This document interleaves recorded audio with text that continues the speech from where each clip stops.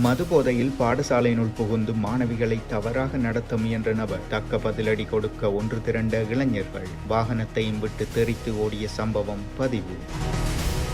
நாட்டு மக்களுக்கு பல்வேறு சலுகைகளுடன் 2025ஆம் ஆண்டுக்கான வரவு செலவு திட்டத்தை முன்வைத்தார் அனுர. வரலாற்றில் இல்லாத அளவு வடகிழக்கு மக்கள் பகுதிகளுக்கு ஒதுக்கப்பட்டது இத்தனை கோடியா? முன்வைக்கப்பட்ட சலுகைகள் இதுதான். சர்ச்சைக்குரிய மல்வானை ஆடம்பர மாளிகை, மஹிந்தவின் ஆஸ்தான சோதிடர் வழங்கிய பரபரப்பு செய்தி, அனுர அரசுக்கு துருப்பு சீட்டு கொடுத்த வாக்குமூலம், விடுதலை புலிகளின் தலைவருடனான சீமானின் புகைப்படம், பிடித்தது மீண்டும் ஒரு சிக்கல், யாழில் நபரொருவரை கடத்தி சென்று பணம் கொள்ளை, சந்தேக நபர் கட்டுநாயக்கவில் கைது, மஹிந்தவின் ரகசியத்தை கண்டுபிடிக்க முயற்சித்த அனுர அரசின் அமைச்சர் விரட்டி அடிப்பு, மன்னார் வைத்தியசாலையில் சிறுவர்களுக்கான விசேட வைத்திய நிபுணர் திடீர் பதவி விலகல், அல்லல் படும் குழந்தைகள், அனுர அரசுக்கு எதிராக உச்சகட்ட நகர்வில் மொட்டு கட்சி, அனுரவின் பலவீனங்களை தேடி ஆராய்வு, திட்டமிடப்படும் சந்திப்புகள், கட்டுநாயக்கவில் வரலாற்றில் மிகப்பெரிய போதைப்பொருள், சர்வதேச உளவுத்துறை கொடுத்த ரகசிய தகவல், கனேடிய பெண்ணை தூக்கிய அதிகாரிகள், அறையில் ஏற்றிய மெழுகுதிரியால் நடந்த பரிதாபம், உதவி பிரதேச செயலாளருக்கு ஏற்பட்ட சோக சம்பவம், ரஷ்ய பியர் டின்களில் மகாத்மா காந்தி படம், வெடித்தது சர்ச்சை, பிரதமர் ஹரணிக்கு பாடம் எடுத்தாரா அர்ச்சுனா, அனுர அரசின் வரவு செலவு திட்டத்தில் நடந்த சம்பவம். மல்லாவி போலீஸ் அலுவலகர் ஒருவர் யோகபுரம் பாடசாலைக்குள் மதுபோதையில் புகுந்து மாணவிகளை மலசல கூடத்திற்கு வருமாறு அழைத்து துஷ்பிரயோகத்தில் ஈடுபட முற்பட்ட போது கையுங்களவுமாக அங்கு நின்ற இளைஞர்களால் சுற்றி வளைக்கப்பட்டு விரட்டி அடிக்கப்பட்ட சம்பவம் ஒன்று பதிவாகியுள்ளது. சமீப காலமாக இவ்வாறான கேவலமான சீரழிவான செயல்கள் அதிகரித்து வரும் நிலையில் அதற்கு எதிராக செயற்பட்ட இளைஞர்கள் செயலை அப்பிரதேச மக்கள் பாராட்டு தெரிவித்து வருகின்றனர். ஆயினும் இவ்வாறானவர்கள் உடனடியாக சட்டத்தின் முன் நிறுத்தப்பட்டு தண்டனை பெற்றுக் கொடுப்பதோடு அவர்களின் வேலையையும் பறிக்கப்பட வேண்டும் என ஒரு சில சமூக ஆர்வலர்கள் கருத்து தெரிவித்து வருகின்றனர். 2025ஆம் ஆண்டிற்கான வரவு செலவு திட்டம் ஜனாதிபதி அனுரகுமார திசாநாயக்கவினால் நாடாளுமன்றில் சமர்ப்பிக்கப்பட்டுள்ளது. அவை பின்வருமாறு: அரசு துறை ஓய்வூதியத்திற்காக 10,000 மில்லியன் ரூபாய் ஒதுக்கீடு. பெருந்தோட்ட மக்களின் சம்பளம் மீள் பரிசீலிக்கப்படும். தனியார் துறையினரின் 21,000 ரூபாய் அடிப்படை சம்பளத்தை எதிர்வரும் ஏப்ரல் மாதம் 27,000 ரூபாயாகவும் 2026 ஜனவரி மாதம் 30,000ஆகவும் அதிகரிக்க தனியார் தரப்பின் சேவை வழங்கல் சங்கம் இணக்கம் தெரிவித்துள்ளது. அரசாங்கத்தினால் நிர்மாணிக்கப்பட்ட அடுக்குமாடி குடியிருப்பு தொகுதிகளின் அத்தியாவசிய பராமரிப்புக்காக 1,000 மில்லியன் ரூபாய் ஒதுக்கீடு. அரச பதவி வெற்றிடங்களுக்காக 30,000 ஆட்சேர்ப்புகளை மேற்கொள்ள 10,000 மில்லியன் ரூபாய் ஒதுக்கீடு. அரசியல் பரிந்துரைகளுடன் அரச நியமனம் மற்றும் அரச தொழில் வாய்ப்புகள் இனி கிடையாது. இலங்கையர் தினம் என்ற பெயரில் தேசிய நிகழ்வு ஒன்று கொண்டாடப்படும். வடக்கு கிழக்கு மீள்குடியேற்றம் மற்றும் வீட்டு நிர்மாணிப்புக்கு 7,500 மில்லியன் ரூபாய் ஒதுக்கீடு. கிளீன் ஸ்ரீலங்கா திட்டத்திற்காக 5,000 மில்லியன் ரூபாய் ஒதுக்கீடு. அரச ஊழியர்களின் குறைந்தபட்ச சம்பளம் 15,750 ரூபாவால் அதிகரிக்கப்பட்டுள்ளது. இந்த நிலையில் அரச ஊழியர்களின் அடிப்படை சம்பளம் 24,250 ரூபாயிலிருந்து 40,000 ரூபாவாக அதிகரித்துள்ளது. கழிவு முகாமைத்துவ வசதிகளுக்காக 750 மில்லியன் ரூபாய் ஒதுக்கீடு. வடக்கு மாகாண அபிவிருத்திக்கு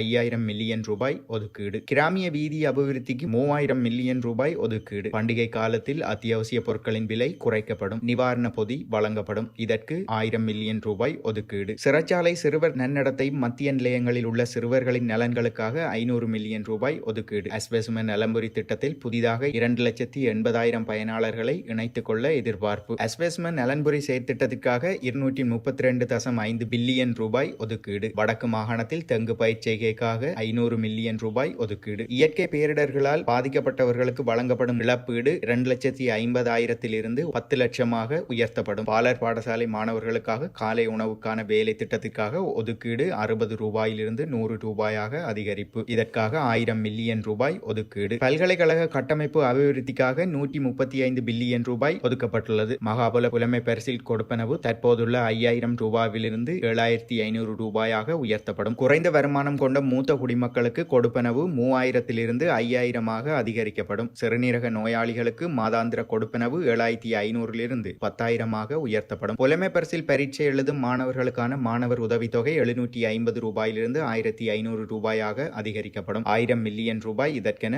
ஒதுக்கீடு. கர்ப்பிணி தாய்மார்களுக்கான ஊட்டச்சத்து ஆதரவை வழங்க 7500 மில்லியன் ரூபாய் ஒதுக்குவதாகவும், யாழ்ப்பாணத்தில் தீக்கிரையாக்கப்பட்ட பொது நூலகத்தினை நவீனப்படுத்த 10 கோடி ரூபாய் நிதி ஒதுக்கப்பட்டுள்ளதாகவும் ஜனாதிபதி அனுரகுமார திசாநாயக்க தெரிவித்துள்ளார். மொத்தமாக 905 கோடிகள் வடமாகாணத்திற்கு மாத்திரம் ஒதுக்கப்பட்டமை விசேட அம்சமாகும். அத்துடன் பாடசாலை உள்கட்டமைப்பை மேம்படுத்த 1000 மில்லியன் ஒதுக்கப்படும். 2025ஆம் ஆண்டில் சுகாதாரத்துறைக்கு 604 மில்லியன் ஒதுக்கப்படும் என ஜனாதிபதி குறிப்பிட்டுள்ளார். அத்துடன் நாடாளுமன்ற உறுப்பினர்களுக்கு வழங்கப்படும் ஓய்வூதிய காப்புறுதி 2.5 லட்சம் ரூபாயால் குறைப்பு. இந்த ஆண்டு நாடாளுமன்ற உறுப்பினர்களுக்கு வாகனம் வழங்கப்பட மாட்டாது. ஏனெனில் இந்த நோக்கத்துக்காக பணம் ஒதுக்கப்படவில்லை. இந்த ஆண்டு நாடாளுமன்ற உறுப்பினர்களுக்கு வாகன அனுமதி வழங்கப்பட மாட்டாது என அவர் மேலும் கூறினார். அரசாங்கத்திற்கு சொந்தமான அனைத்து சொகுசு வாகனங்களும் இந்த ஆண்டு மார்ச் மாதத்தில் ஏலம் விடப்படும் என்றும், அனுராதபுரம் மற்றும் யாப்புகுப போன்ற சுற்றுலா தலங்களை மேம்படுத்த 500 மில்லியன் ஒதுக்கப்படும். இந்த இடங்கள் முக்கிய கலாசார மற்றும் வரலாற்று தலங்களாக முத்திரை குத்தப்பட்டு சந்தைப்படுத்தப்படும். அரசுக்கு சொந்தமான நிலங்கள் உற்பத்தி பொருளாதார நடவடிக்கைகளுக்காக குத்தகைக்கு விடப்படும். துறைமுக அபிவிருத்திக்காக 500 மில்லியன் ரூபாய் ஒதுக்கிடப்படும். கொழும்பு துறைமுகம் பண்டாரநாயக்க சர்வதேச விமான நிலையத்தில் உயர்தர ஸ்கேன் கட்டமைப்பை உருவாக்க 1000 மில்லியன் ரூபாய் ஒதுக்கிடப்படும். பொருள் மற்றும் சேவைத்துறை ஏற்றுமதி ஊடாக 19 பில்லியன் டாலர் வருவாயை பெற்றுக்கொள்ள எதிர்பார்ப்பு. ஏழ்மையை இல்லாத ஒழிப்பதற்கு உரிய திட்டங்கள் செயற்படுத்தப்படும். 2025ஆம் ஆண்டுக்குள் 5% பொருளாதார வளர்ச்சி எதிர்பார்க்கப்படுவதாகவும், எமது அரசாங்கத்தின் முதலாவது வரவு செலவு திட்டத்தை முன்வைப்பதில் மகிழ்ச்சி அடைகிறோம். இந்த வருடத்தில் மிகப்பெரிய பொருளாதார வளர்ச்சியை நாங்கள் எதிர்பார்க்கின்றோம் எனவும் தெரிவித்தார். கடந்த அரசாங்கங்களில் பட்ஜெட்டுகளில் போரிற்காகவும் பாதுகாப்பிற்காகவும் அதிக முக்கியத்துவம் கொடுக்கப்பட்ட நிலையில், புதிய அரசாங்கத்தின் முதலாவது வரவு செலவு திட்டத்தில் அரசு ஊழியர்களின் சம்பள அதிகரிப்பு, பொதுமக்களுக்கான கொடுப்பனவுகள், கல்வி மற்றும் மருத்துவத்திற்கு மிக முக்கியத்துவம் கொடுக்கப்பட்டமை உள்ளிட்ட பல்வேறு திட்டங்கள் முன்வைக்கப்பட்டுள்ளமை குறிப்பிடத்தக்கது. அத்துடன் இந்த வரவு செலவு திட்டங்களை எதிர்க்கட்சிகள் கடுமையாக எதிர்த்து குரல் எழுப்பி வருகின்றன.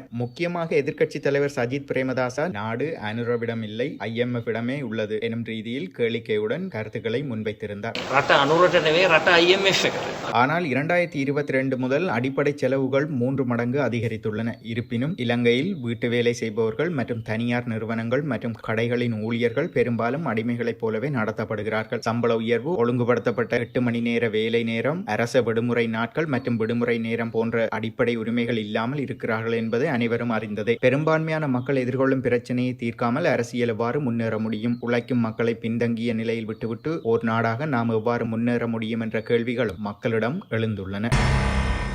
கடந்த காலத்தில் பாரிய சர்ச்சையை தோற்றுவித்த மல்வானை ஆடம்பர மாளிகை பசில் ராஜபக்சவினுடையதுதான் என மஹிந்த ராஜபக்சவின் ஆஸ்தான சோதிடர் தெரிவித்துள்ளார். முன்னாள் ஜனாதிபதி மஹிந்த ராஜபக்சவின் ஆஸ்தான சோதிடரான சுமனதாச அபேகுணவர்த்தன இணையதள செய்தி சேவையொன்றிற்கு வழங்கிய நேர்காணலின் போதே இதனை குறிப்பிட்டுள்ளார். மல்வானையில் அமைக்கப்பட்டுள்ள ஆடம்பர மாளிகைக்கு அடிக்கல் நாட்டுவதற்காக சுபமுகூர்த்தம் தன்னால் குறித்து கொடுக்கப்பட்டது என்றும், முன்னாள் அமைச்சர் பசில் ராஜபக்சவின் மனைவி புஷ்பா ராஜபக்சவின் வேண்டுகோளுக்கிணங்க அதை செய்ததாகவும் அவர் குறிப்பிட்டுள்ளார். எனினும் கடந்த காலங்களில் குறித்த மாளிகை தன்னுடையது இல்லை என்று பசில் ராஜபக்ச மறுப்பு தெரிவித்திருந்த நிலையில் தற்போது அது அரசாங்கத்தினால் கையேற்கப்பட்டு பாலடைந்து போயுள்ளது. அவ்வாறான பாரிய மாளிகை ஒன்றை சாதாரண பொதுமகன் ஒருவரால் நிர்மாணிக்க முடியாது என சுட்டிக்காட்டியுள்ள சுமனதாச அபேகுணவர்த்தன, பசில் ராஜபக்ச அதன் உரிமையாளர் இல்லை என்று கூறுவதையும் கேள்விக்குட்படுத்தியுள்ளார்.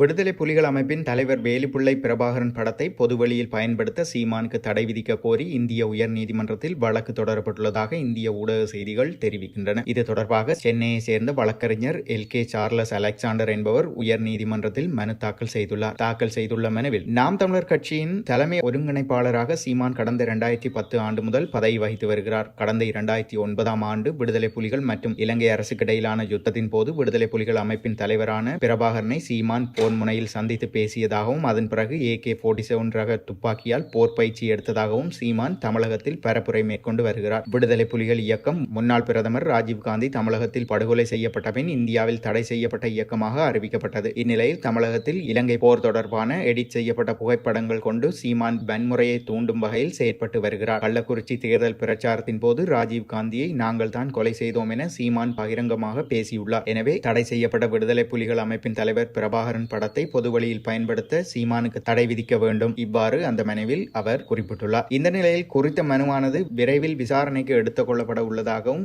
அறியப்படுகிறது. முன்னாள் ஜனாதிபதி மஹிந்த ராஜபக்ச ரகசியமாக சென்று வருவதாக கூறப்படும் தியான மையம் பற்றிய தகவல்கள் வெளியாகியுள்ளது. கம்பஹா பகுதியில் உள்ள தியான மையத்திற்கு பிரதி அமைச்சர் மஹிந்த ஜெயசிங்க நேரில் சென்று விசாரணை நடத்தியுள்ளார். எனினும் அங்கிருந்த பாதுகாப்பு அதிகாரிகள் தொழில் பிரதி அமைச்சர் மஹிந்த ஜெயசிங்கவை உள்ளே அனுமதிக்கவில்லை. உள்ளூர்வாசிகள் குழுவிடமிருந்து கிடைத்த தகவலை தொடர்ந்து பிரதி அமைச்சர் அங்கு சென்றிருந்தார். கம்பஹாவின் யகோடா பகுதியில் உள்ள தியான நிலையம் அமைந்துள்ள நிலையில் அதனை கண்டுபிடிக்கும் முயற்சியில் பிரதி அமைச்சர் ஈடுபட்டுள்ளார். மஹிந்த தரப்பின் செயற்பாடு குறித்து அந்த பகுதி மக்கள் ஆளும் தரப்புக்கு முறைப்பாடு செய்த நிலையில் அது குறித்து ஆராயும் நோக்குடன் பிரதி அமைச்சர் அங்கு சென்றிருந்ததாக தெரிவிக்கப்படுகிறது. எனினும் மஹிந்த தரப்பினால் அவருக்கு உள்நுழைய அனுமதி மறுக்கப்பட்டுள்ளமை குறிப்பிடத்தக்கது. மன்னார் மாவட்ட பொது வைத்தியசாலையில் கடமையாற்றிய சிறுவர்களுக்கான விசேட வைத்திய நிபுணர் எவ்வித முன்னறிவித்தலுமின்றி பணியிலிருந்து விலகியதால் வைத்திய சேவை பாதிக்கப்பட்டுள்ளதாக சுட்டிக்காட்டப்பட்டுள்ளது. இதனால் தமது குழந்தைகளுக்கு உரிய முறையில் வைத்திய சேவையினை முன்னெடுக்க முடியாத நிலை ஏற்பட்டுள்ளதாக பெற்றோர் விசனம் தெரிவித்துள்ளனர். இதனால் மன்னார் மாவட்ட பொது வைத்தியசாலையில் சிறுவர்களுக்கான நோயாளர் விடுதி இலக்கம் 7 அனுமதிக்கப்பட்ட சிறுவர் மற்றும் புதிதாக பிறக்கும் குழந்தைகளுக்கான சிகிச்சைகள் தாமதமடைந்து வருவதாக பாதிக்கப்பட்டவர்கள் தெரிவிக்கின்றனர். குறித்த விடயம் தொடர்பாக மன்னார் மாவட்ட பொது வைத்தியசாலையின் வைத்திய வைத்தியர் அசாத் எம் ஹனிபாவை தொடர்பு கொண்டு வினவிய போது மன்னார் மாவட்ட வைத்தியசாலையில் கடமையாற்றி வந்த சிறு பிள்ளைகளுக்கான வைத்திய நிபுணர் திடீரென கடமைக்கு சமூகம் அளிக்காமல் இருந்தார். அவர் தொடர்ச்சியாக கடமைக்கு வராத நிலையில் அவருடன் தொடர்பு ஏற்படுத்தினோம். எனினும் தான் வெளிநாடு செல்ல உள்ளதாகவும் இதனால் கடமைக்கு சமூகம் அளிக்கவில்லை எனவும் தொலைபேசி வாட்ஸ்அப் ஊடாக கடிதத்தை அனுப்பி வைத்துள்ளார். இவ்விடயம் தொடர்பாக நாங்கள் உரிய அதிகாரிகளிடம் கவனத்தில் கொண்டு வந்துள்ளோம். அந்த நிலையில் தற்காலிகமாக வவுனியாவில் இருந்து ஒரு வைத்தியரை கடமைக்கு அமர்த்த நடவடிக்கை முன்னெடுக்கப்பட்டுள்ளது என அவர் மேலும் தெரிவித்தார்.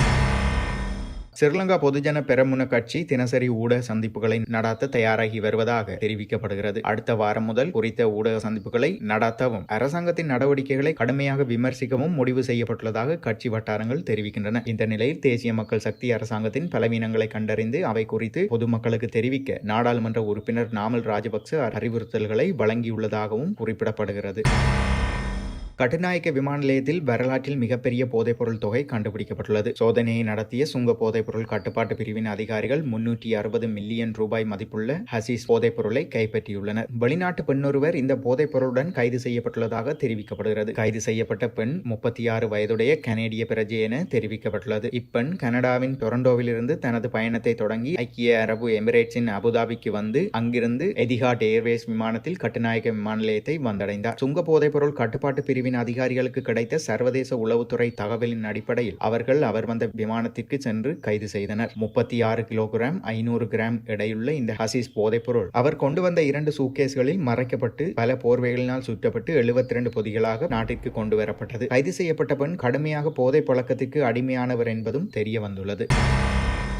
யாழ்ப்பாணம் சாவகச்சேரி பிரதேச செயலகத்தில் உதவி பிரதேச செயலாளராக பணிபுரிந்து வந்த பெண் தீயில் எரிந்து பரிதாபமாக உயிரிழந்துள்ளார். மேற்படி பெண் கடந்த வெள்ளிக்கிழமை தீக்காயங்களுடன் யாழ் போதனா வைத்தியசாலையில் சேர்க்கப்பட்டிருந்தார். 6 மாத கர்ப்பிணியாக இருந்த அந்த பெண் அவசர சிகிச்சை பிரிவில் சேர்க்கப்பட்டிருந்த நிலையில் சிகிச்சைகள் பலனின்றி பரிதாபமாக உயிரிழந்துள்ளார். படுக்கை அறையில் மெழுகுதிரி எரிந்து தீ விபத்து ஏற்பட்டது என்று உயிரிழப்பதற்கு முன் வைத்தியசாலை முறைப்பாட்டில் பெண் தெரிவித்துள்ளார். இந்த சம்பவத்தில் நீர்வேலி பகுதியை சேர்ந்த தமிழினி சதீஷ் என்ற உதவி பிரதேச செயலாளரே உயிரிழந்துள்ளார். அவருக்கு 6 வயதில் பெண் குழந்தை ஒன்றும் உள்ள நிலையில் உயிரிழந்த பெண்ணின் கணவர் கோப்பாய் பிரதேச செயலாளர் பிரிவில் கிராம சேவையாளராக பணிபுரிந்து வந்துள்ளார். ரஷ்ய பியர் கம்பெனி ஒன்று தனது பியர் கேன்களில் மகாத்மா காந்தியின் படத்தை அச்சிட்டு சர்ச்சையை ஏற்படுத்தியுள்ளது. மகாத்மா காந்தி உருவம் பொறித்த இந்த பியர் கேன்களின் புகைப்படங்கள் சமூக ஊடகங்களில் வைரலாகி வருகிறது. மேலும் அந்த பியர் கேன்களில் மகாத்மா ஜி என்று எழுதப்பட்டிருக்கிறது. மது அருந்துவதற்கு எதிராக தேசத்தந்தை மகாத்மா காந்திக்கு இழைக்கப்பட்ட அவமானம் இதுவென்று நெட்டிசன்கள் கருத்து தெரிவித்து வருகின்றனர். இந்த விஷயத்தில் பிரதமர் மோடி தலையிட்டு இந்த பியர் கேன்களில் இருந்து மகாத்மா காந்தியின் படத்தை அகற்றுமாறு பலர் வலியுறுத்தி வருகின்றனர். ஹரணி அமரசூரிய அண்மையில் வடக்கில் உள்ள ஒரு பாடசாலை ஒன்றிற்கு விஜயம் மேற்கொண்டதை தெரிவித்து அவர் ஏற்கனவே பாடசாலைகளை அரசியல் மயப்படுத்த வேண்டாம் என்று தெரிவித்திருந்ததை நாடாளுமன்ற உறுப்பினர் அர்ச்சுனா சுட்டிக்காட்டியுள்ளார். மேலும் அவர் தெரிவிக்கையில்,